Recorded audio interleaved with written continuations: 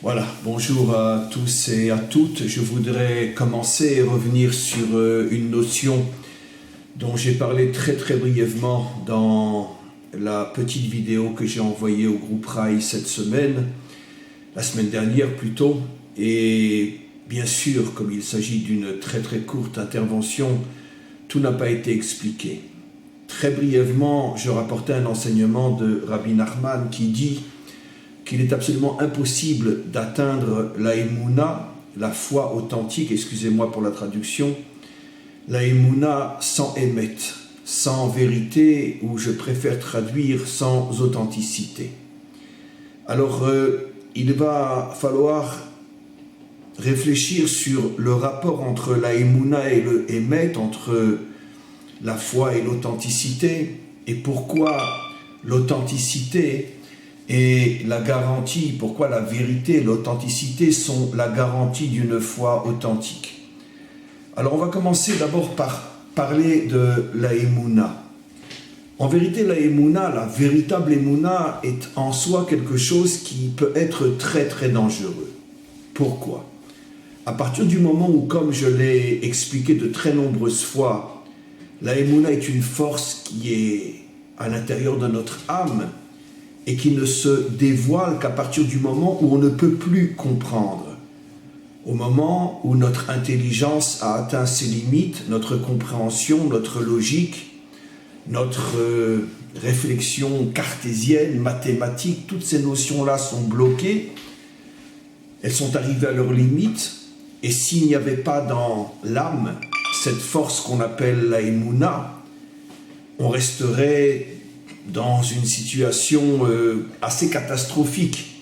D'ailleurs, c'est ce qui se passe au niveau de ceux qui ne veulent pas, ou qui ne sont pas intéressés, ou qui refusent d'utiliser cette force qui est dans l'âme, la Emouna.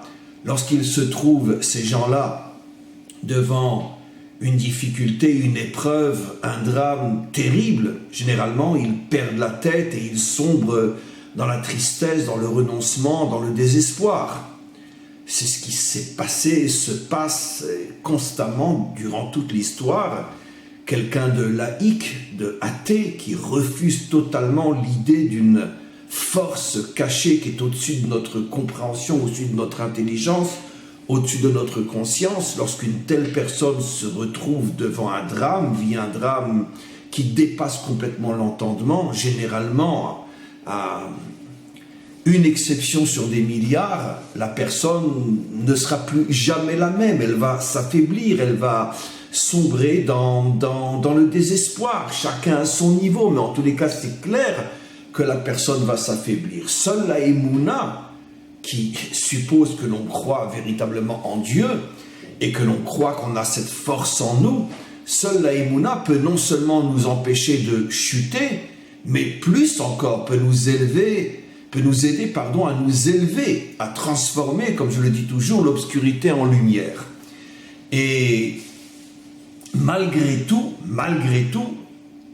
et c'est ce que j'ai commencé à dire il y a quelques minutes, il y a quelque chose de très dangereux dans la Emouna, parce qu'à partir du moment où c'est une force qui appartient à l'âme et non à l'intelligence dans le sens de la logique et de la compréhension, comme c'est quelque chose qui fonctionne en dehors de tous nos critères logiques, alors comment on peut être sûr que la Emouna ne va pas nous emmener vers des fantasmes, vers des illusions, vers des mondes complètement imaginaires?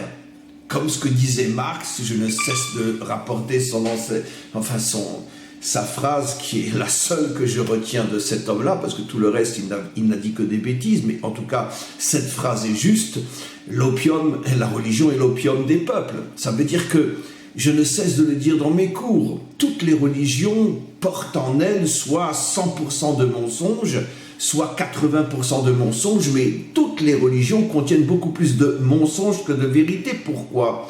Parce qu'à partir du moment où elles sont fondées sur la foi, sur la Emouna, et que si la Emouna n'est pas gérée, qui te garantit qu'il ne va pas sombrer dans des illusions inimaginables, dans des fantasmes inimaginables? Et comme on le voit dans toutes les religions meurtrières qui prônent le djihad, ou des religions qui considèrent qu'un homme qui va aux toilettes peut être le fils de Dieu, excusez-moi mais vous me connaissez, mais je suis obligé de parler comme ça parce que sinon on continue à croire n'importe quoi. Un homme qui va aux toilettes peut être le fils de Dieu. Non mais attends, c'est des choses... Mais comment c'est possible d'en arriver à des choses pareilles? Parce qu'encore une fois, c'est ce que j'explique. À partir du moment où tu rentres dans le monde de la Emouna, tu n'as plus de garde-fou. Tu es de toute façon au-dessus de la logique. Donc, cette Emouna peut t'amener n'importe où.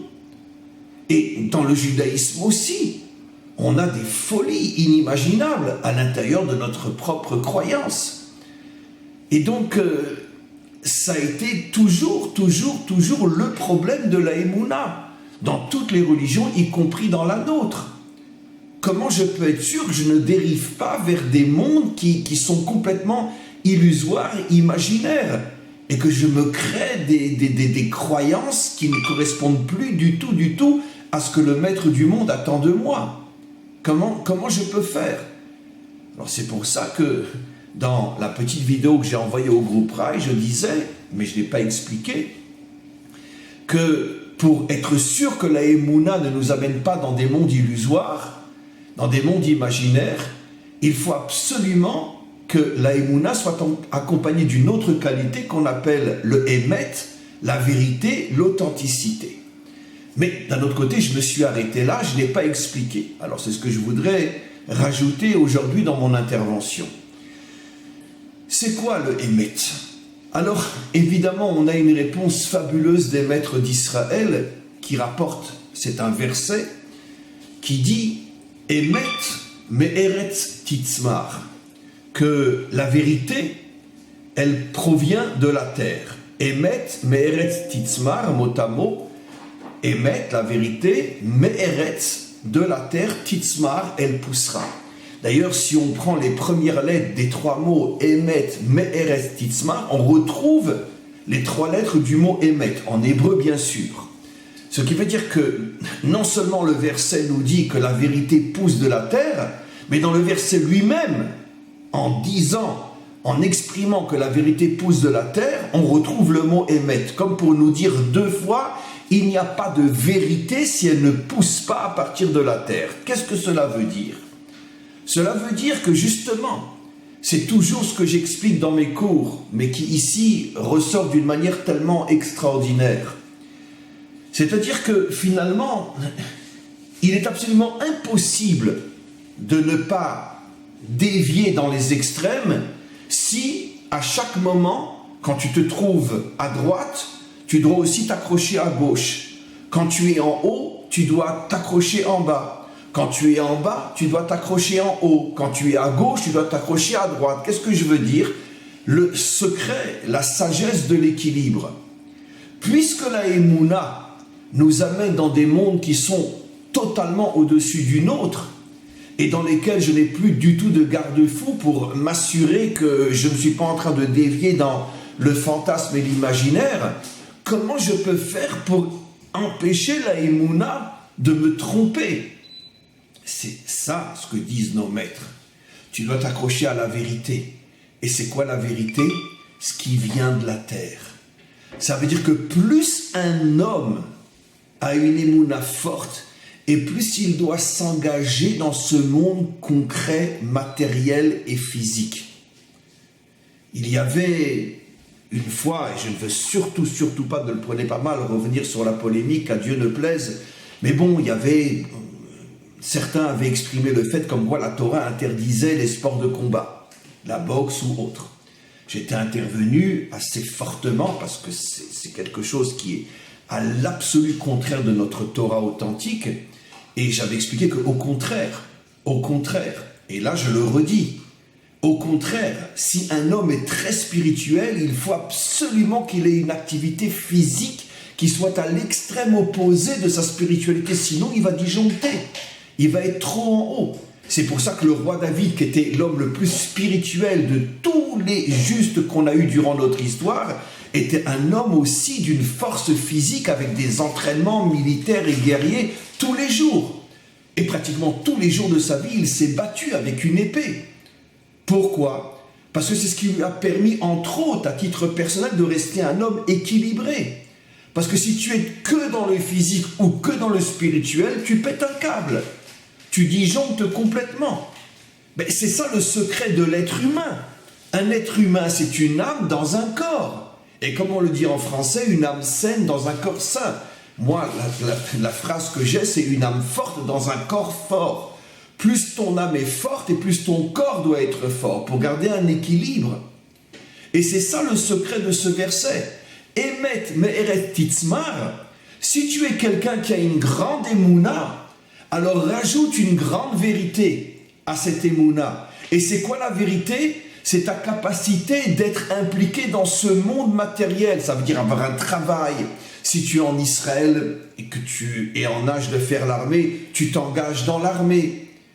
Avoir une famille, une femme, des enfants, une vie communautaire dans le sens social du terme. Engage-toi dans ce monde, fais du sport. Et surtout, si tu es un garçon, des sports de combat. Ça veut dire engage-toi dans ce monde d'une manière virile, d'une manière matérialiste, parce que justement, c'est ce qui va permettre de trouver l'équilibre entre ta grande foi d'un côté et, grâce à Dieu, ton équilibre créé par ton grand engagement sur le plan matériel. Ce qui veut dire qu'ici, nos maîtres nous révèlent un secret absolument incroyable.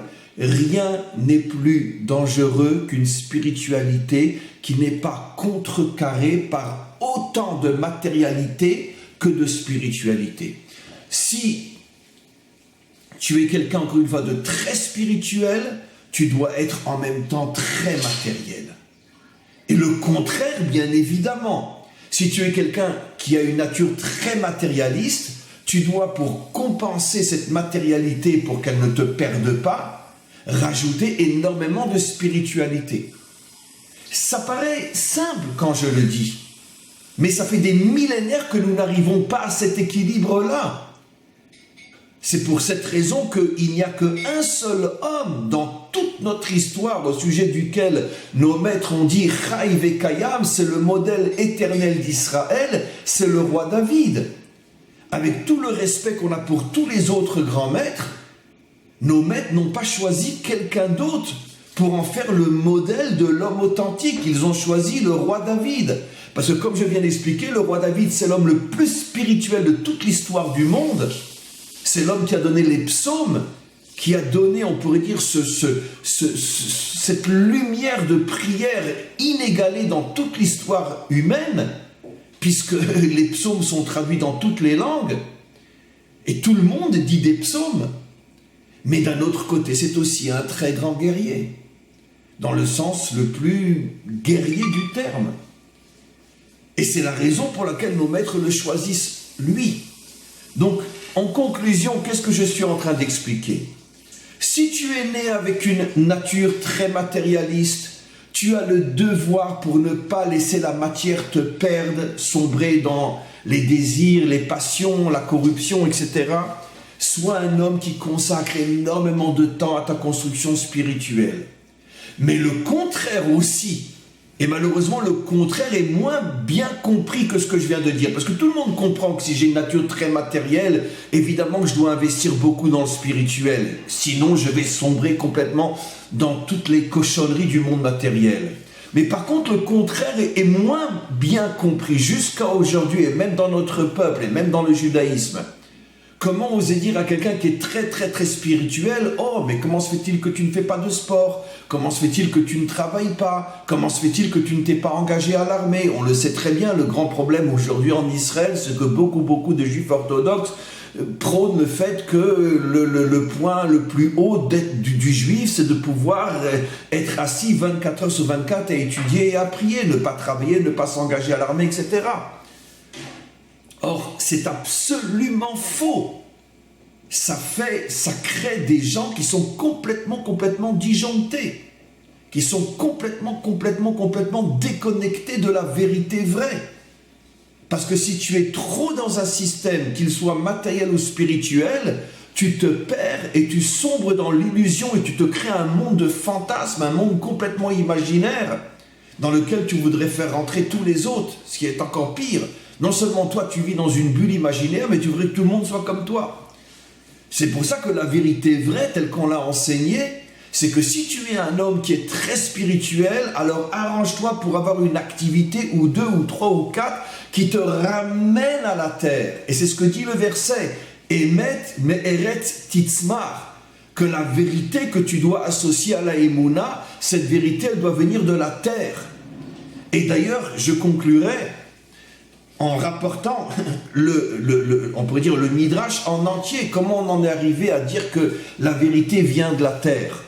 Ben, c'est ce que expliquent nos maîtres. Je l'ai déjà enseigné dans différents cours. C'est qu'au moment, c'est une métaphore bien sûr, au moment où Dieu a voulu créer le monde, il a demandé aux 4 qualités fondamentales, où il a voulu créer l'homme, il a demandé aux 4 qualités fondamentales, le créer oui ou non. Il y avait la vérité, la paix, la justice et la bonté.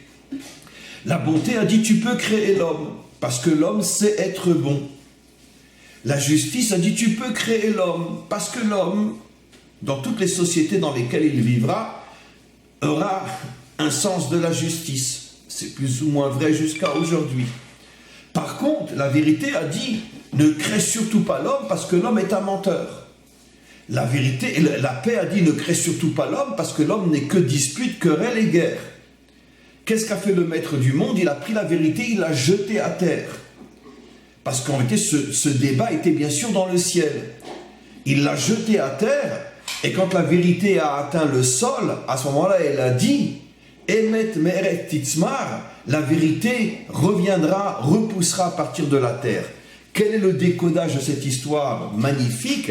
C'est qu'en vérité, quand le débat était dans le ciel, c'est-à-dire lorsque la vérité était déconnectée de ce monde matériel, alors la vérité ne voulait pas la création de l'homme. Elle a dit l'homme est un menteur. À quoi elle fait allusion? C'est exactement ce qu'on a expliqué. Lorsque l'homme n'est que dans le ciel, il devient un menteur. Même s'il étudiait, il prie toute la journée. Pourquoi il devient un menteur? Pas dans le sens voyou du terme, mais dans le sens qu'étant complètement déconnecté de la réalité, il vit dans un pur fantasme. C'est aussi une forme de mensonge. Le mensonge, c'est pas de voler quelqu'un, et puis quand on te demande, tu dis non, j'ai pas volé, c'est pas moi, ça c'est de la voyouserie, c'est pas du mensonge. Le mensonge dont parlent nos maîtres, c'est-à-dire que tu te crées une réalité qui est complètement fausse et tu es sûr que tu es dans le vrai. C'est ça le secret de ce Midrash. Quand la vérité était dans le ciel, elle a dit, mais l'homme est un menteur. Et à quoi elle faisait allusion? Si l'homme n'est que dans le ciel, il va devenir un menteur. Dans le sens qu'il va complètement déformer la réalité. Hachem a dit à la vérité, et bien dans ce cas-là, on va arranger les choses. Je vais te jeter à terre, c'est-à-dire que qu'est-ce que je veux enseigner, dit le maître du monde à la vérité? La vérité, tu as parfaitement raison. C'est vrai, lorsque l'homme n'est que dans le ciel, il devient un menteur. Mais tu vas, toi, la vérité, apprendre à l'homme qu'il doit être aussi sur terre. Et quand il sera aussi sur terre, à ce moment-là, il pourra être et dans le ciel et dans la terre, et en vérité, il aura l'équilibre. Et bien, pour conclure, c'est la fameuse image que Yaakov a vue quand il s'est endormi, qu'il a vu l'échelle. Qu'est-ce que dit la Torah? La tête de l'échelle atteignait le ciel, mais elle était fermement installée sur terre, sur le sol. Cette échelle, c'est le symbole de l'homme parfait, qui est à la fois complètement en haut, mais qui est en même temps complètement en bas. Il est équilibré. L'homme équilibré, bien sûr, on n'en a eu qu'un ou 2 modèles durant toute l'histoire. C'est la chose la plus difficile à atteindre dans ce monde. Et celui qui arrivera à cet équilibre absolu sera bien sûr le Mashiach. Et c'est comme ça qu'il arrivera à ramener le monde entier à cet équilibre et à sortir le monde entier de tous les mensonges, de tous les fantasmes, de toutes les religions mensongères et de toutes les matérialités criminelles. Parce que finalement, si tu es trop en haut ou trop en bas, de toute façon, tu es perdu. Voilà.